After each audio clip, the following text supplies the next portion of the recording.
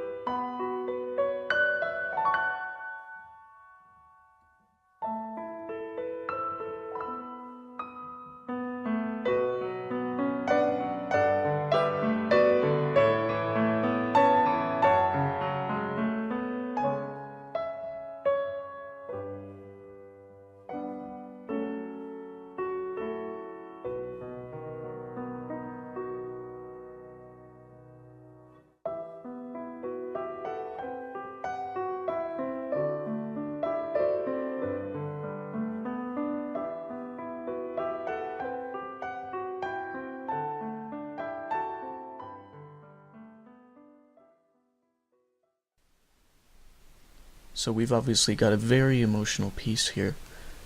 It really paints the picture of the journey, more so than the other tracks in the album. It also really paints the emotions of the main characters and their connection to each other, especially after the main character finds out how it's going to end. And I won't spoil it, but this does show the deep connection built between them. And this song is actually meant to play after that specific event, when the characters are sort of contemplating on their situation and the potential future. Now you'll notice that this song actually loops after 1 minute and 35 seconds and then repeats again after 2 minutes and 45 seconds.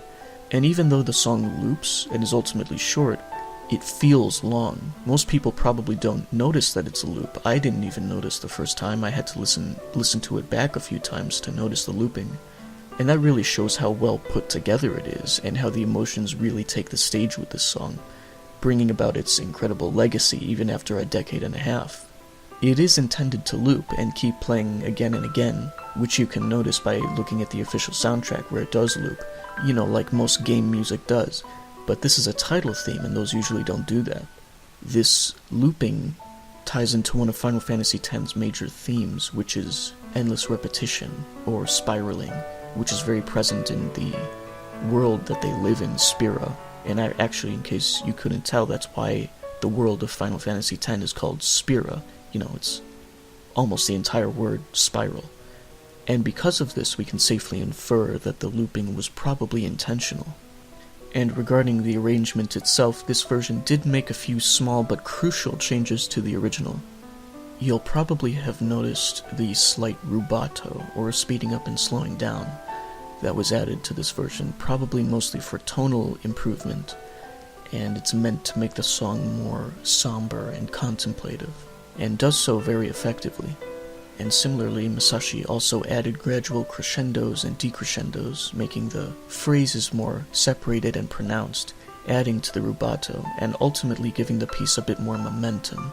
Now, the piece already had quite a bit of momentum, even in the original, but these dynamic changes as well as the rubato added a bit of a push, and thus making this piece much more emotional and moving. Again, these are some very small changes that Masashi made to the arrangement, but they make a massive difference. As you can tell if you've heard the original, this arrangement has a ton of momentum.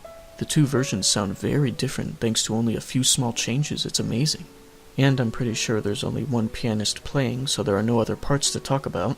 Nothing out of the ordinary. The counter melody is classically written and complements the melody very well. So there's not much else to say about the instrumentation. It's quite simple, that's the funny thing about this piece. It's really very simple, but it sounds so full and conveys such a complex mix of emotions and thoughts. It's incredible, really, and very satisfying in that sense. This series is full of wonderful, complex music, and it all sounds fantastic, but few tracks in the series, even this game in particular, have that simplistic but powerful essence. Nobuo, Masashi, and Junya clearly did a fantastic job with the soundtrack.